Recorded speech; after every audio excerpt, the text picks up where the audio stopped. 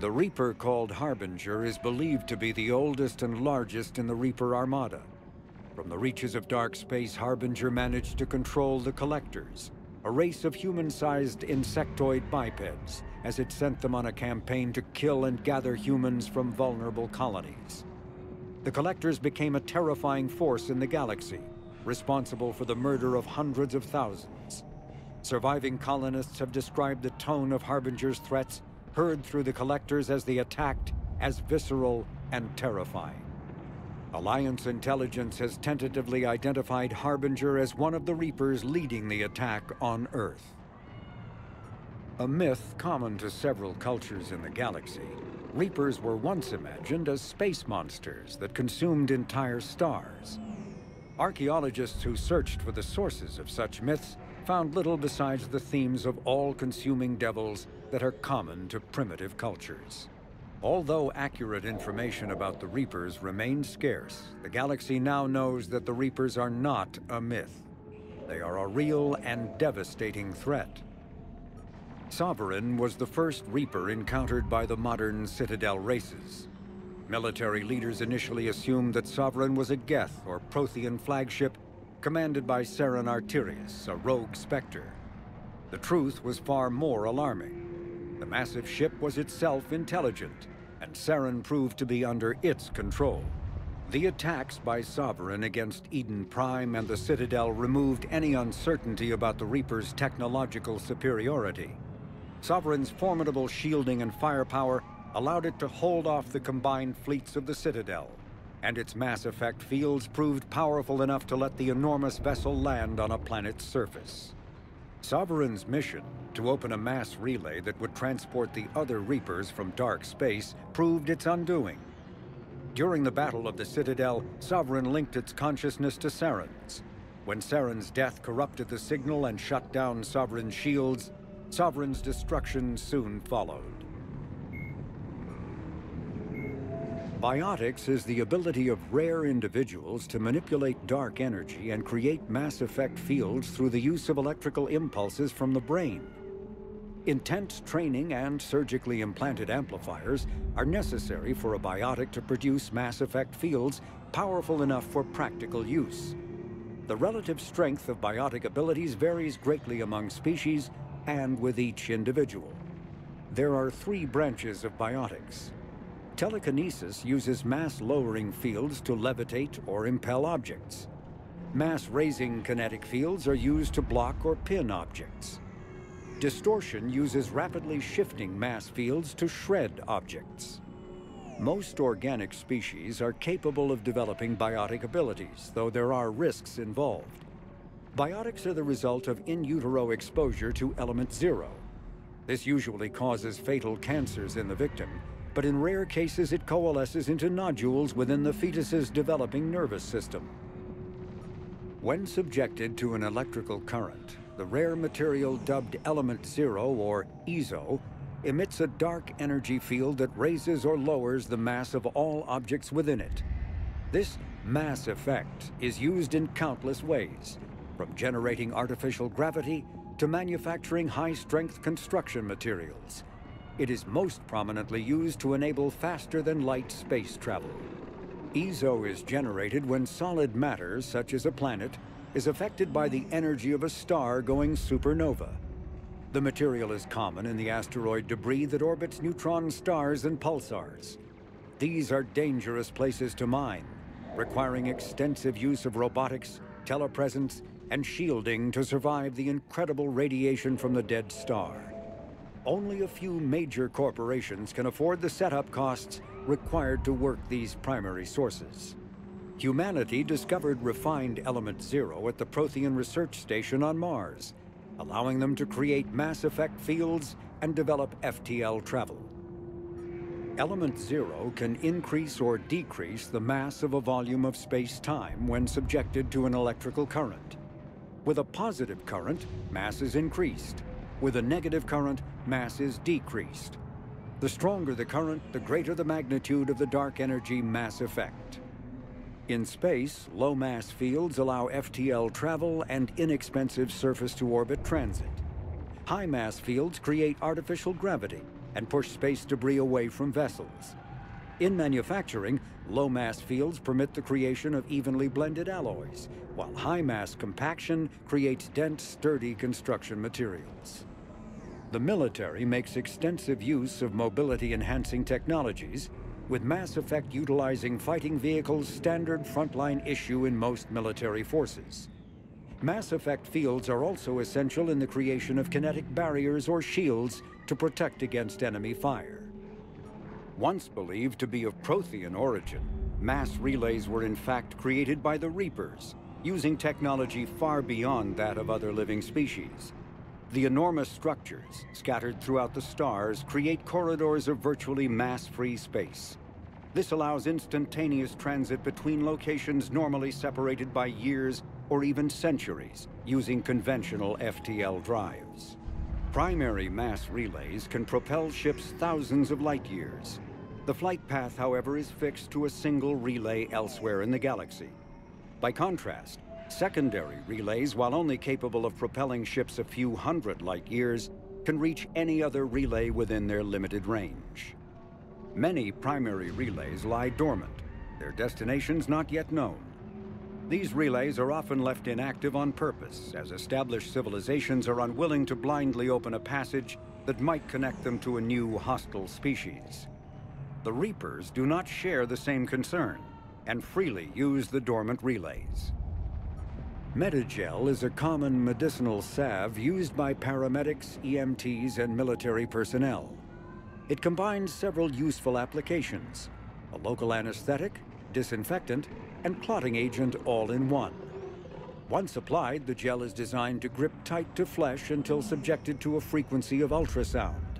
It is sealable against liquids, most notably blood, as well as contaminants and gases. The gel is a genetically engineered bioplasm created by the CERTA Foundation, a medical technology megacorp based on Earth. Technically, Metagel violates Council laws against genetic engineering, but so far it has proved far too useful to ban. Omni-tools are handheld devices that combine a computer microframe, sensor analysis pack, and manufacturing fabricator. Versatile and reliable, an Omni-tool can be used to analyze and adjust the functionality of most standard equipment, including weapons and armor, from a distance. The fabrication module can rapidly assemble small three-dimensional objects from common, reusable industrial plastics, ceramics, and light alloys. This allows for field repairs and modifications to most standard items, as well as the reuse of salvaged equipment. Omni-tools are standard issue for soldiers and first-in colonists. Metagel. Admiral Stephen Hackett is a decorated officer in the Systems Alliance, currently assigned to Arcturus Station on the far side of the Sol Relay. In the battle for the Citadel, Admiral Hackett commanded the 5th Fleet. Following that victory, he was promoted to head of the Alliance military. Hackett was born to a single mother in Buenos Aires in 2134. When his mother died in the pandemic of 2146, he was placed in the Advanced Training Academy for Juveniles, where his superior talents in science and leadership quickly became evident. Hackett enlisted in 2152, volunteering for high-risk missions to colonize space beyond the Sol Relay. He was commissioned as a 2nd lieutenant on Arcturus Station in 2156, and soon proved his ability in the First Contact War. His rare ascent from enlisted man to admiral remains an Alliance legend. Admiral David Edward Anderson is a career military officer in the Systems Alliance Navy. Born in London in 2137, he later moved to Arcturus Station and became the first graduate of the Alliance's now renowned N7 Marine program. Anderson is one of the Alliance's most decorated Special Forces operatives, and served with honor during the First Contact War. He was the original captain of the SSV Normandy before relinquishing command to his XO, Commander Shepard. After the Alliance victory in the Battle of the Citadel, Anderson briefly served as the Citadel's first human counselor. He soon became embroiled in a Cerberus plot to abduct his friend Kaylee Sanders, however, and learned that he was unable to live a life without action. He stepped down as counselor and returned to the military to prepare for the Reaper invasion. The Alliance Parliament named Donald Udina as his successor. Lieutenant Commander Ashley Williams is a career military officer with the Systems Alliance. Born in 2158 to a military family, Williams enlisted directly out of high school, splitting time between Earth and hostile environment training on Titan. After earning numerous commendations early in her career, Williams became a platoon guide on Eden Prime, where she was the only member of her unit to survive the Geth attack. Williams then served as gunnery chief under Commander Shepard on the SSV Normandy, and was promoted to lieutenant commander after the Battle of the Citadel. More recently, an Alliance tribunal called on Williams to testify about her experience with the Reapers. Earth, the home world and capital of humanity, was enjoying a new golden age before the Reapers attacked. Disease, pollution, and other social ills were on the decline, thanks to technological advances and a wealth of resources from the colonies. Earth was an inspiration even to alien cultures, resulting in influence out of proportion with humanity's brief time on the galactic stage. The Reaper attack has put an end to any semblance of this former life. The great cities of Earth are storehouses of human DNA for the Reapers to harvest. Reaper gunships, capable of megaton-scale firepower, annihilated industrial centers in seconds. The militaries of Earth's disparate nation-states have retained only partial communication with the Systems Alliance fleets, leaving the planet's resistance efforts uncoordinated and vulnerable. The loss of the comm buoy network has cut off Earth's economy from the rest of the galaxy, sending shockwaves across galactic markets and a significant obstacle to receiving aid. The Systems Alliance is an independent supranational government representing the interests of humanity as a whole. The Alliance is responsible for the governance and defense of all extrasolar colonies and stations. The Alliance grew out of the various national space programs as a matter of practicality. Sol's planets had been explored and exploited through piecemeal national efforts. The expense of colonizing entire new solar systems could not be met by any one country. With humans knowing that alien contact was inevitable, there was enough political will to jointly fund an international effort. Still, the Alliance was often disregarded by those on Earth until the First Contact War. While the national governments dithered and bickered over who should lead the effort to liberate Shanxi, the Alliance fleet struck decisively. Post-war public approval gave the Alliance the credibility to establish its own parliament and become the galactic face of humanity. In the early 2160s, the Alliance began aggressive colonization of worlds in the Skyllian Verge, much to the dismay of the Batarians who had been developing the region for several decades. In 2171, the Batarians petitioned the Council to declare the Verge a zone of Batarian interest. The Council refused, however, declaring unsettled worlds in the region open to human colonization. In protest, the Batarians closed their Citadel embassy and severed official diplomatic relations with the Council, effectively becoming a rogue state. They instigated a proxy war in the Verge by funneling money and weapons to criminal organizations, urging them to strike at human colonies. Hostilities peaked with the Skyllian Blitz of 2176, an attack on the human capital of Elysium by Batarian-funded pirates and slavers. In 2178, the Alliance retaliated with a crushing assault on the moon of Torfan, long used as a staging base by Batarian-backed criminals. In the aftermath, the Batarians retreated into their own systems and are now rarely seen in Citadel space.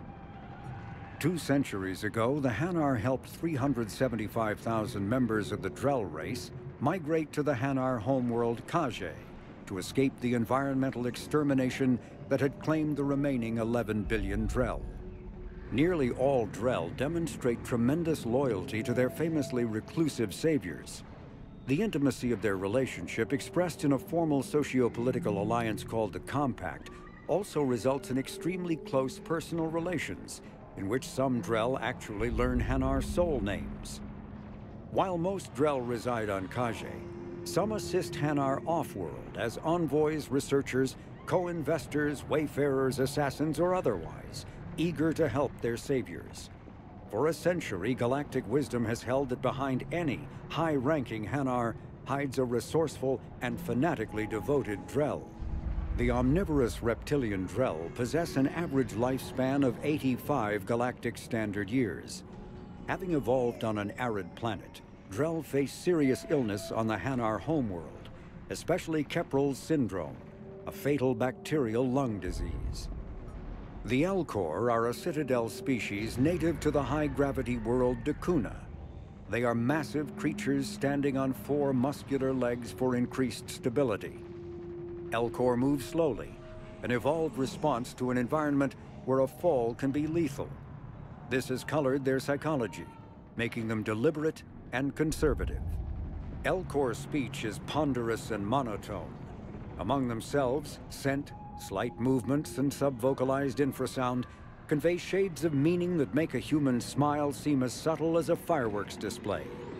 Since their subtlety can lead to misunderstandings with other species, the Elcor often go out of their way to clarify when they are being sarcastic, amused, or angry.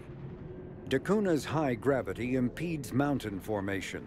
Most of the world consists of flat, open plains, which prehistoric Elcor wandered across in small family bands. Modern Elcor still prefer open sky and can become restless and uncomfortable on long starship journeys. The Geth are a humanoid race of networked AIs. They were created by the Quarians 300 years ago as tools of labor and war. When the Geth showed signs of self-evolution, the Quarians attempted to exterminate them. The Geth won the resulting war. This example has led to legal, systematic repression of artificial intelligences in galactic society. The Geth possess a unique distributed intelligence. An individual has rudimentary animal instincts, but as their numbers and proximity increase, the apparent intelligence of each individual improves. In groups, they can reason, analyze situations, and use tactics as well as any organic race. Geth space is located at the trailing end of the Perseus Arm, beyond the lawless Terminus systems. The Perseus Veil, an obscuring dark nebula of opaque gas and dust, lies between their space and the Terminus systems. The Hanar are a citadel species known for excessive politeness. They speak with scrupulous precision and take offense at improper language. Hanar that expect to deal with other species take special courses to help them unlearn their tendency to take offense at improper speech. All Hanar have 2 names. The face name is known to the world. The soul name is kept for use among close friends and relations. Hanar never refer to themselves in the first person in conversation with someone they know on a face name basis. To do so is considered egotistical, so instead they refer to themselves as this one, or the impersonal it. Their homeworld, Kage, has 90% ocean cover and orbits an energetic white star, resulting in a permanent blanket of clouds. Due to the presence of Prothean ruins on the world, many Hanar worship them, and Hanar myths often speak of an elder race that civilized them by teaching them language. When the Asari discovered the Citadel, they also discovered the Keepers, a docile, multi-limbed insect race that seemingly exists only to maintain and repair the great Prothean station. Early attempts to communicate with or study the Keepers were failures, and it is now illegal to interfere with or impede Keeper activity. Because they are completely non-threatening, Keepers have become virtually invisible to everyone else. Similarly, they seem indifferent to other species, except for their tendency to help new arrivals integrate themselves into the Citadel. No matter how many Keepers die due to old age, violence, or accident, they maintain a constant number. No one has discovered the source of new Keepers, but some hypothesize they are genetic constructs, biological androids created somewhere deep in the inaccessible core of the Citadel itself. The Krogan evolved in a hostile and vicious environment. Until the invention of gunpowder weapons, eaten by predators was still the #1 cause of Krogan fatalities. Afterwards, it was death by gunshot. When the Solarians discovered them, the Krogan were a brutal, primitive species struggling to survive a self-inflicted nuclear winter.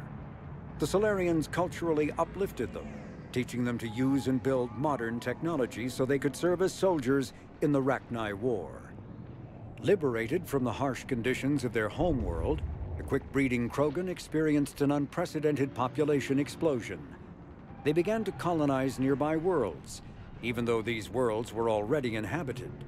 The Krogan rebellions lasted nearly a century, only ending when the Turians unleashed the Genophage, a Solarian-developed bioweapon that crushed all Krogan resistance. The Genophage makes only 1 in 1,000 pregnancies viable, and today the Krogan are a slowly dying breed. Understandably, the Krogan harbor a grudge against all other species, especially the Turians. Driven from their home system by the Geth nearly 3 centuries ago, most Quarians now live aboard the Migrant Fleet, a flotilla of 50,000 vessels ranging in size from passenger shuttles to mobile space stations. Home to 17 million Quarians, the flotilla understandably has scarce resources. Because of this, each Quarian must go on a rite of passage known as the Pilgrimage when they come of age. They leave the fleet and only return once they have found something of value they can bring back to their people. Other species tend to look down on the Quarians for creating the Geth and for the negative impact their fleet has when it enters a system. This has led to many myths and rumors about the Quarians, including the belief that underneath their clothes and breathing masks, they are actually cybernetic creatures, a combination of organic and synthetic parts. The Volus are a member species of the Citadel with their own embassy, but they are also a client race of the Turians.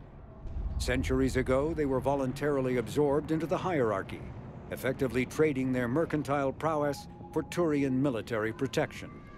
Irun, their home world, lies far beyond the normal life zone of its star. However, the world has a high-pressure greenhouse atmosphere that traps enough heat to support an ammonia-based biochemistry. As a result, the Volus must wear pressure suits and breathers when dealing with other species, as conventional nitrogen-oxygen air mixtures are poisonous to them. And in the low-pressure atmospheres tolerable to most species, their flesh will actually split open. Volus culture is tribal, bartering lands and even people to gain status. This culture of exchange inclines them to economic pursuits. It was the Volus who authorized the Unified Banking Act, and they continue to monitor and balance the Citadel economy. The Asari were the first species to discover the Citadel. When the Solarians arrived, it was the Asari who proposed the establishment of the Citadel Council to maintain peace throughout the galaxy. Since then, the Asari have served as the mediators and centrists of the Council. An all-female race, the Asari reproduce through a form of parthenogenesis. Each Asari can attune her nervous system to that of another individual of any gender and of any species to reproduce. This capability has led to unseemly and inaccurate rumors about Asari promiscuity. Asari can live for over 1,000 years, passing through 3 stages of life. In the maiden stage, they wander restlessly, seeking new knowledge and experience. When the matron stage begins, they meld with interesting partners to produce their offspring.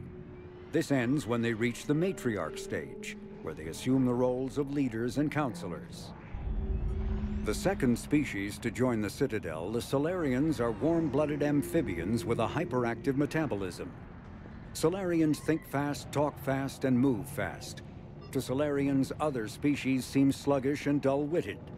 Unfortunately, their metabolic speed leaves them with a relatively short lifespan. Solarians over the age of 40 are a rarity.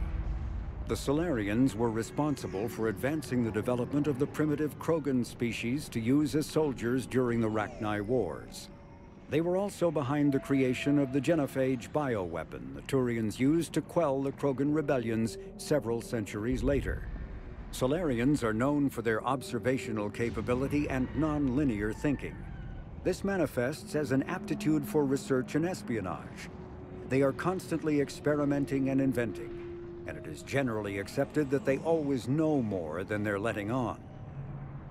Roughly 1,200 years ago, the Turians were invited to join the Citadel Council to fulfill the role of galactic peacekeepers. The Turians have the largest fleet in Citadel space, and they make up the single largest portion of the Council's military forces. As their territory and influence has spread, the Turians have come to rely on the Solarians for military intelligence and the Asari for diplomacy. Despite a somewhat colonial attitude towards the rest of the galaxy, the ruling hierarchy understands they would lose more than they would gain if the other two races were ever removed. Turians come from an autocratic society that values discipline and possesses a strong sense of personal and collective honor. There is lingering animosity between Turians and humans over the First Contact War of 2157, which is known as the Relay 314 incident to the Turians. Officially, however, the two species are allies, and they enjoy civil, if cool, diplomatic relations.